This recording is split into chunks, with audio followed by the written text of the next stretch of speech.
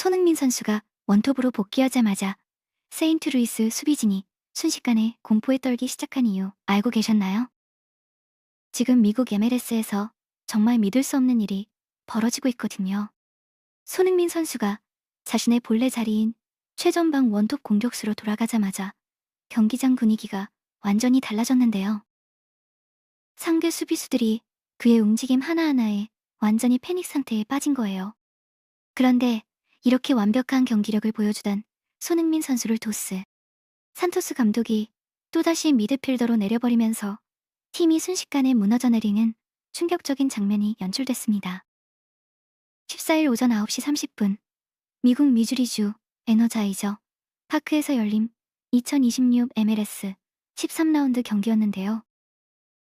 LAFC는 승점 21점으로 리그 3위에 올라 있었고 상대인 세인트루이스는 14위 최하위권에 머물러 있었죠.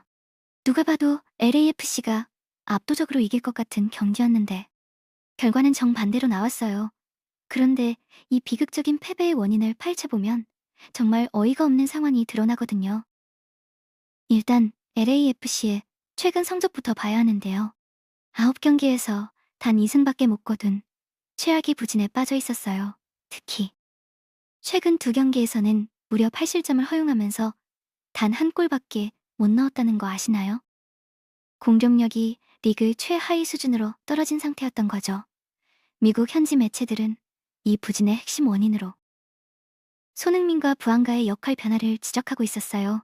지난 시즌에는 이 두 선수가 최고의 활약을 펼쳤는데 이번 시즌 들어 도스 산토스 감독이 이들을 중앙 미드필더로 기용하면서 골을 넣는 게 아니라 상대를 유인해서 다른 동료들한테 공간 만들어주는 조연으로 전락시켜버린 거예요.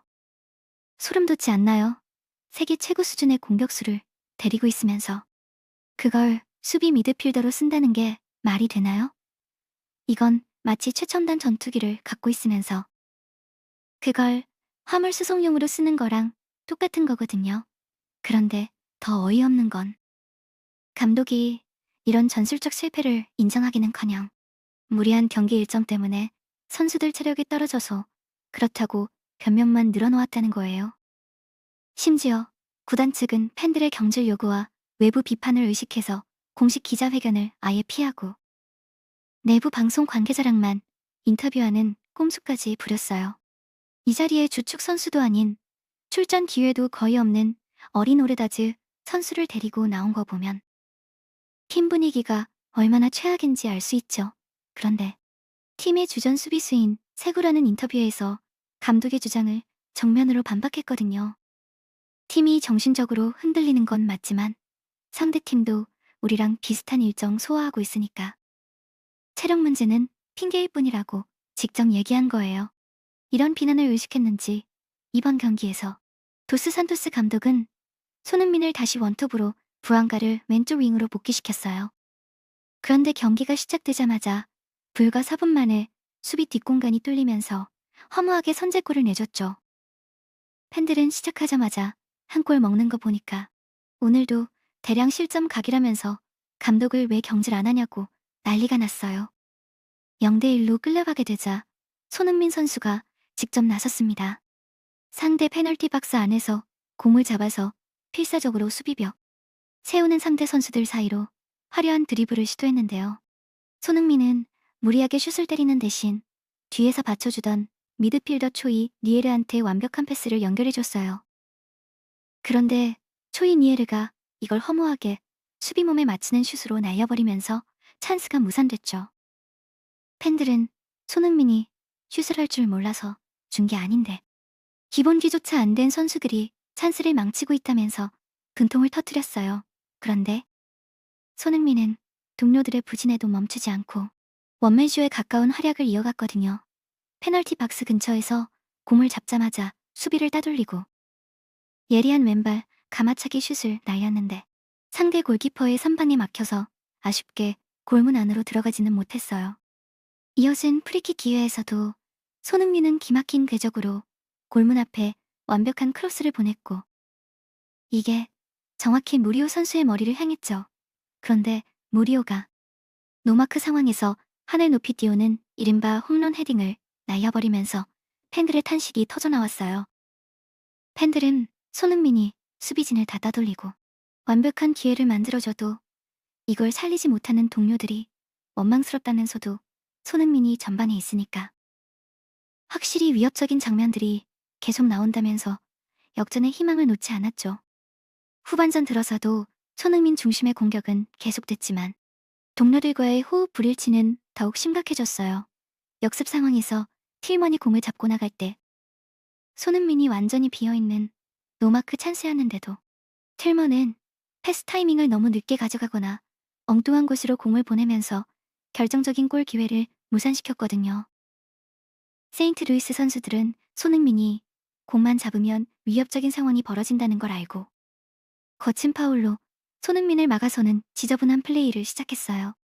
전문가들은 LAFC의 다른 선수들 수준이 낮기 때문에 상대팀 입장에서는 손흥민만 서너 명씩 붙여서 집중 견제하고 나머지는 1대1로만 막아도 충분히 경기를 압도할 수 있다고 분석했죠. 아니나 다를까 후반전 도중 수비 진영에서 요리스 골키퍼와 수비수가 충돌하면서 어처구니 없는 실책이 나왔고 이 틈을 타서 세인트루이스가 추가골을 기록하면서 점수차는 0대2로 벌어졌어요. 수비 조직력이 완전히 붕괴돼서 마치 아마추어 팀처럼 우왕좌왕하는 모습에 팬들의 실망은 극에 달했죠. 그나마 교체 투입된 마르티네즈가 감각적인 칩샷으로 만회골을 넣어서 1대2가 됐지만 전문가들은 마르티네즈의 기복 심한 플레이와 이기적인 태도를 강하게 비판했어요. 그는 하위권 팀 상대로는 가끔 원더골을 넣지만 강팀을 만나면 존재감이 사라지는 선수이고 무엇보다 자신이 축구를 제일 잘한다고 착각해서 더 좋은 위치에 있는 손흥민한테 패스 안 하고 무리한 슛을 남발해서 팀을 위기에 빠뜨린다는 거였죠. 이런 절체절명의 상황에서 도스 산토스 감독은 또다시 이해할 수 없는 결정을 내렸어요. 후반전 막판에 후보 선수인 오르다즈를 투입하면서 잘 싸우고 있던 손흥민을 다시 중앙 미드필더로 내려버린 거예요. 팬들은 지고 있는 상황에서 공격을 지원해도 모자랄 판에 팀 내 유일한 해결사인 손흥민을 수비적인 위치로 내리고 신인 선수를 원톱에 세우는 전술이 대체 제정신이냐면서 폭발했죠. 소름 돋지 않나요?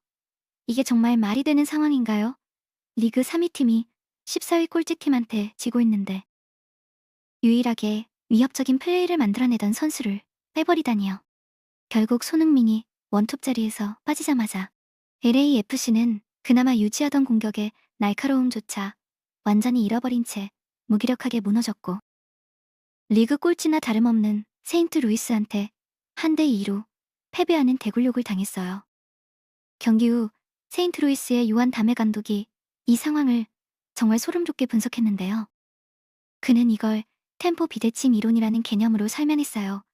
손흥민 선수가 공간을 지각하는 능력이나 정보 처리 속도에서 이미 인간의 범주를 벗어난 괴물 같다는 거예요. 그의 뇌와 발은 언제나 동료들보다 정확히 한 템포 빠르게 사고하고 움직인다는 거죠. 그런데 나머지 LAFC 선수들의 두뇌가 그 빠른 신호를 해독하는 데는 무려 0.5초라는 시간이 더 필요했고 이 사고의 속도에서 발생하는 단절이 LAFC의 공격을 무너뜨린 원인이었다는 거예요. 라지팔. 브라르 박사 같은 전문가들도 손흥민이 프리미어 리그에 있을 때 동료들의 반응 시간은 0.2초 미만이었지만 이곳에서는 그 시간이 2배 이상 늘어난다고 분석했죠. 이 지연 시간 동안 손흥민이 만들어낸 전술적 균열이 차갑게 닫혀버린다는 거예요. 결국 손흥민 선수가 아무리 초월적인 신호를 발산해도 동료들이 이걸 놓치는 현상이 반복되면서 선수는 극도의 인지적 억압 상태에 빠지게 된다는 비극적인 결론에 이른 거죠. 손흥민이 전반에서 공을 잡을 때마다 세인트루이스 수비진이 완전히 공포에 질렸다는 거 알아야 하는데요.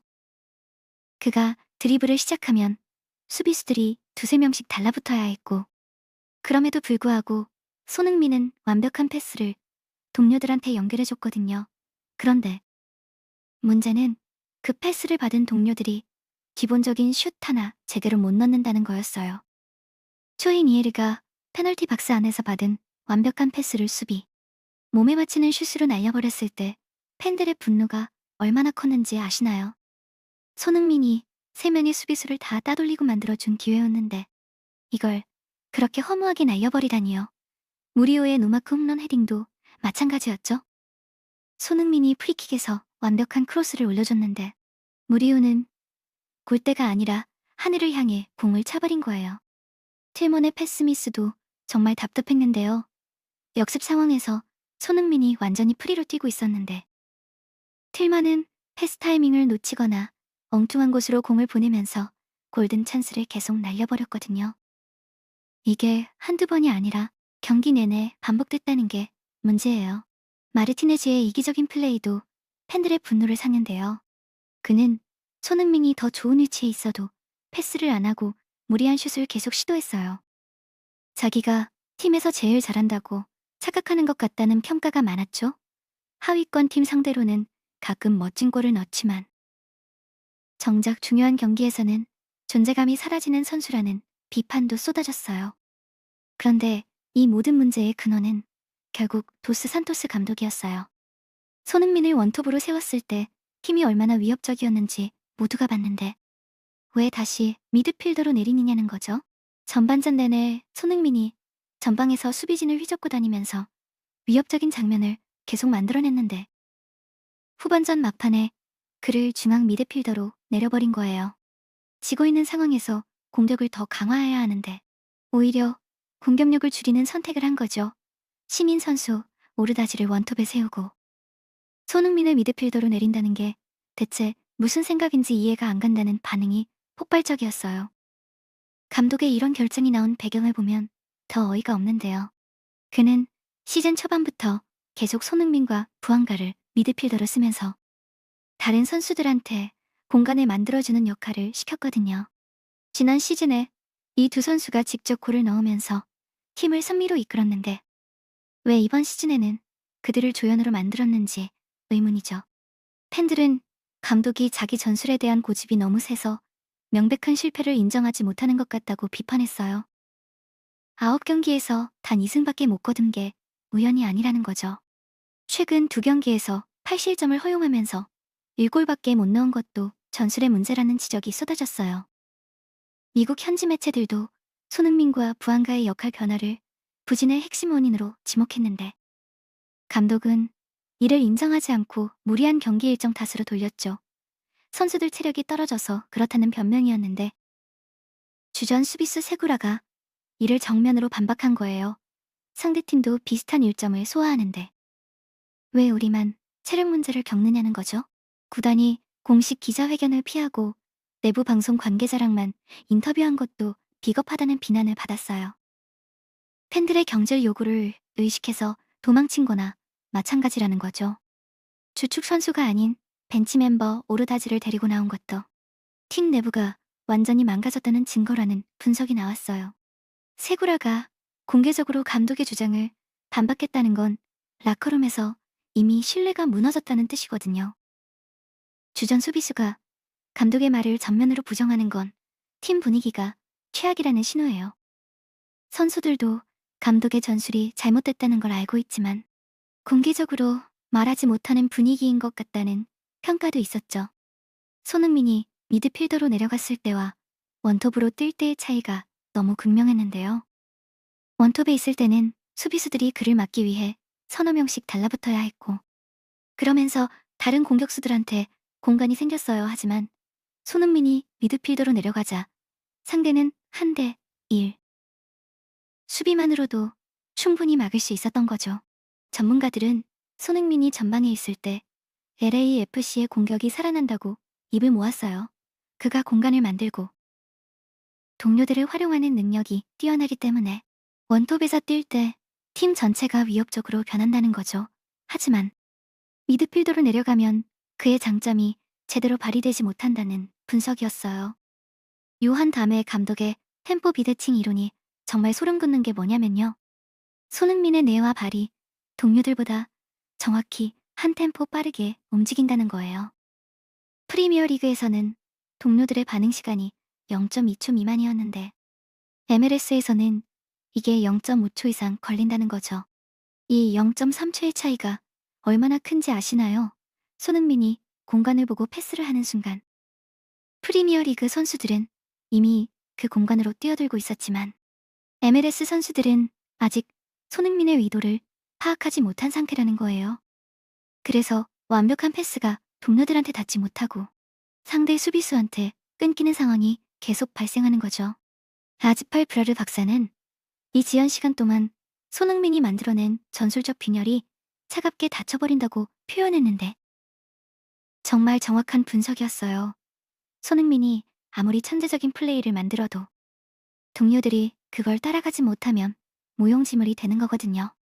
손흥민 선수가 극도의 인지적 억압 상태에 빠진다는 표현도 가슴 아픈데요.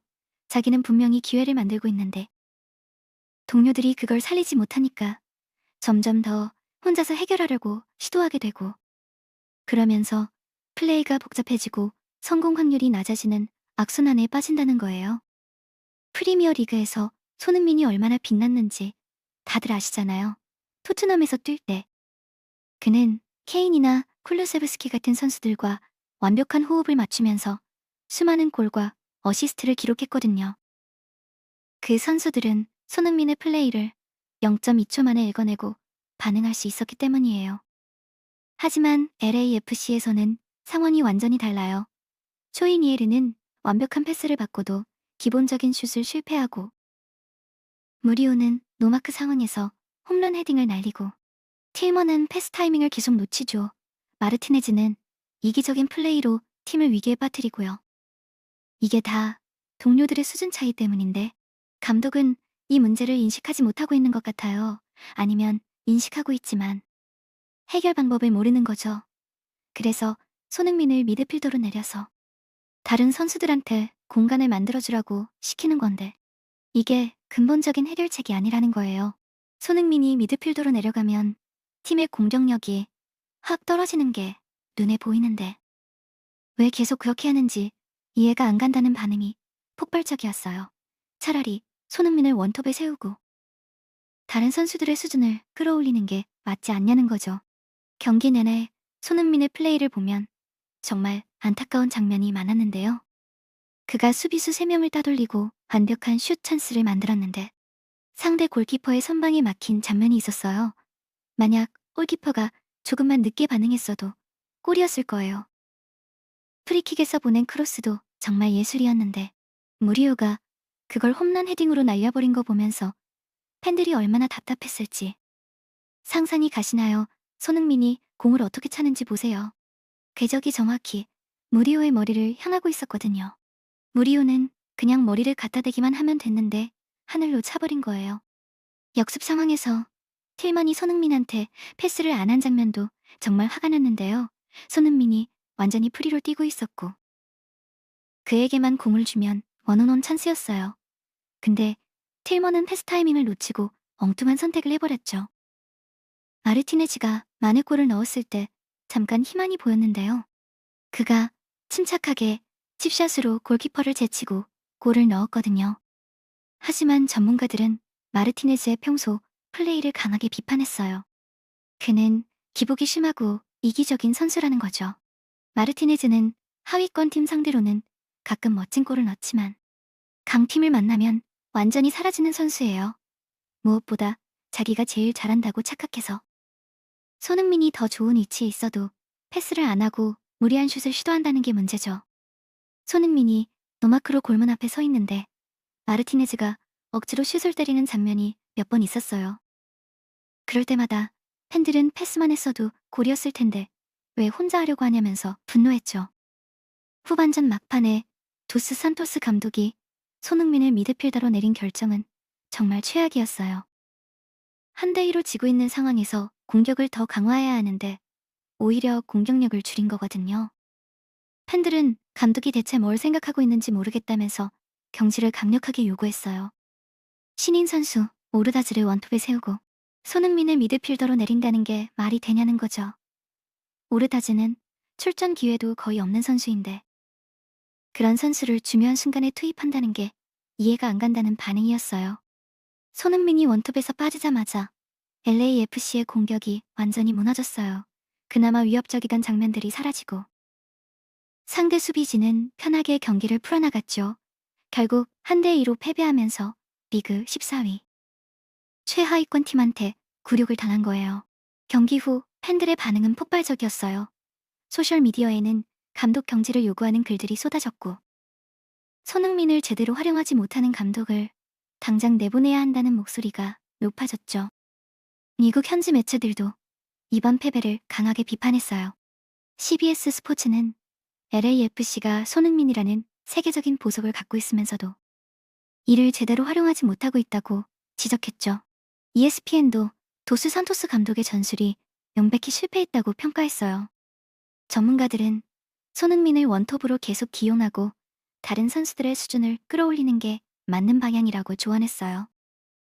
손흥민을 미드필더로 내려서 다른 선수들한테 공간을 만들어주는 건 임시 방편일 뿐이고 근본적인 해결책이 아니라는 거죠. 라지팔 브라르 박사는 LAFC가 손흥민의 수준에 맞는 선수들을 영입하거나 현재 선수들을 집중적으로 훈련시켜야 한다고 말했어요. 손흥민이 만들어내는 기회를 살릴 수 있는 선수들이 필요하다는 거죠. 요한 다메 감독의 템포 비대칭 이론을 다시 생각해보면 정말 소름 돋는데요. 손흥민의 뇌가 동료들보다 한 템포 빠르게 움직인다는 건 그만큼 그가 천재적인 선수라는 뜻이거든요. 프리미어리그에서 그가 얼마나 빛났는지 생각해보면 MLS에서의 부진이 그의 문제가 아니라 동료들의 문제라는 게 명백해요. 토트넘에서 손흥민은 케인과 환상적인 호흡을 자랑했어요. 두 선수는 서로의 움직임을 완벽하게 읽어내면서 수많은 골을 만들어냈죠. 케인이 공을 받으면 손흥민은 이미 공간으로 뛰어들고 있었고 손흥민이 공을 잡으면 케인은 정확한 위치에서 받을 준비를 하고 있었어요. 쿨루세브스키와의 호흡도 훌륭했는데요. 쿨루세브스키는 손흥민의 움직임을 정확히 읽어내고 완벽한 타이밍에 패스를 보냈어요. 그래서 손흥민은 토트넘에서 자기 능력을 100% 발휘할 수 있었던 거죠. 하지만 LAFC에서는 상황이 완전히 다른데요.